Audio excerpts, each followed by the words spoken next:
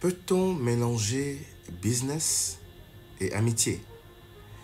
Je suis Vital Sonovu et ce soir, je vais vous en parler.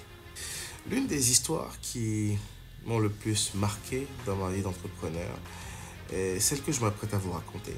Bien sûr, j'ai changé les noms pour des raisons de confidentialité. C'est l'histoire de Clara et Samuel, deux amis d'enfance nés et élevés à Libreville au Gabon. Leurs parents étaient voisins et ils ont grandi ensemble, partageant rires, peines et rêves. Clara, brillante et ambitieuse, a étudié le marketing, tandis que Samuel, méthodique et réfléchi, s'est spécialisé en gestion des affaires. Leur amitié était solide, bâtie sur des années de confiance et de soutien mutuel. Un jour, ils ont décidé de lancer ensemble une entreprise de création de vêtements, Ntuma. J'ai bien sûr changé le nom pour des raisons de confidentialité. Le concept était de produire des vêtements modernes, inspirés des motifs traditionnels gabonais. Leur complémentarité semblait parfaite. Clara s'occupait du marketing et du design, tandis que Samuel gérait la logistique et les finances. Ensemble, ils ont travaillé d'arrache-pied pour transformer leurs rêves en réalité. Leur entreprise a rapidement prospéré, attirant l'attention des médias et des clients. Cependant, à mesure que Ntoma grandissait, des tensions ont commencé à apparaître. Clara a rencontré Alain, un homme charmant et expérimenté, beaucoup plus âgé qu'elle, qui est rapidement devenu son mentor et investisseur. Alain avait une grande expérience des affaires et avait vécu la prospérité, mais il avait aussi ses propres intérêts cachés. Alain, cherchant à manipuler Clara, lui a fait croire qu'elle était la véritable lumière de l'entreprise et qu'elle devait en prendre le contrôle. Tombée sous le charme d'Alain, Clara a commencé à prendre des décisions importantes sans consulter Samuel. Influencée par les conseils de son nouvel amant, Alain, voyant une opportunité de manœuvrer, a poussé Clara à prendre des initiatives risquées mais potentiellement lucratives. Pendant ce temps, Samuel, dont la fiancée Ida était une avocate posée et réfléchie, Ida, voyant les erreurs juridiques graves que Clara commençait à commettre sous l'influence d'Alain, a prévenu Samuel du danger que cela représentait pour l'entreprise. Elle a conseillé à Samuel sur les mesures, Elle a conseillé Samuel sur les mesures juridiques à prendre pour protéger ses intérêts et ceux de Ntuma. Les choses ont pris une tournure encore plus compliquée lorsque Clara, influencée par Alain, a décidé de falsifier la signature de Samuel pour lui faire perdre sa part sociale et prendre le contrôle absolu de Ntoma.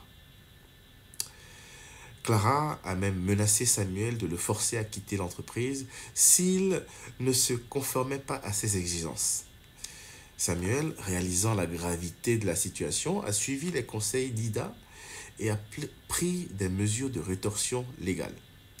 Il a engagé des avocats pour contester les actions de Clara et protéger ses parts dans l'entreprise. Le tribunal a été le théâtre de témoignages amers et de révélations accablantes sur la détérioration de leurs relations professionnelles et personnelles. Malgré leurs efforts pour sauver l'entreprise, l'amitié entre Clara et Samuel a été irrémédiablement brisée. Ils se sont retrouvés à se battre non seulement pour le contrôle de Ntoma, mais aussi pour protéger leurs propres intérêts et leur réputation. À la fin de la situation, ils se sont tous rendus compte du gâchis qu'ils avaient causé. Ntoma a survécu, mais l'entreprise a perdu une grande partie de sa dynamique et de son potentiel initial en raison des conflits internes. Faire du business avec un ami peut sembler être une bonne idée, mais cela comporte des risques importants. lorsque les intérêts personnels et professionnels se heurtent, cela peut mettre en péril à la fois l'entreprise et l'amitié. Il est crucial d'établir des règles claires et de rester ouvert à la communication pour éviter les conflits. Pour éviter les erreurs commises par Clara et Samuel, il est essentiel de rédiger un pacte d'associés. J'en ai parlé durant ma vidéo précédente. Voici quelques points importants à inclure dans un pacte d'associés. 1. La définition des rôles et des responsabilités. Clarifier les tâches et les attentes de chaque associé. 2. Répartition des parts. Définir les parts de chaque associé et les conditions dans lesquelles elles peuvent changer. C'est très important. Parce que les gens changent avec l'argent. 3. Processus de prise de décision. Établir comment les décisions importantes seront prises et approuvées.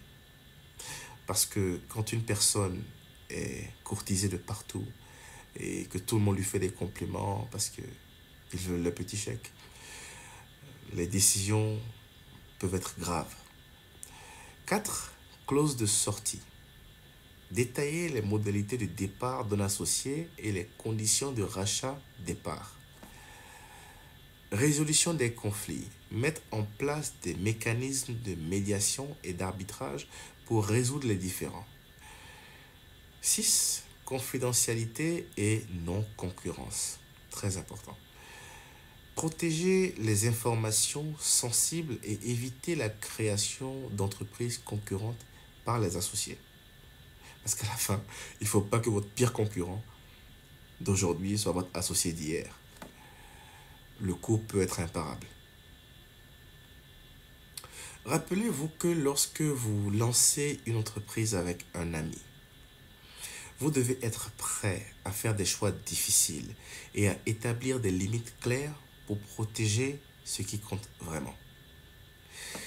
Merci d'avoir regardé cette vidéo. N'hésitez pas à vous abonner à ma chaîne et pour ne manquer aucune vidéo. Je poste tous les jours maintenant, j'essaye. Et avec vos encouragements, je partagerai encore avec vous quelques histoires qui pourraient vous aider à prendre des décisions réfléchies et pérennes pour vos entreprises. Et vous, avez-vous une expérience similaire comme celle de Clara et Samuel, qui sont des noms fictifs, pour éviter de révéler les noms des gens? Si oui, partagez-la dans les commentaires. D'ici là, à très bientôt et merci de m'avoir suivi.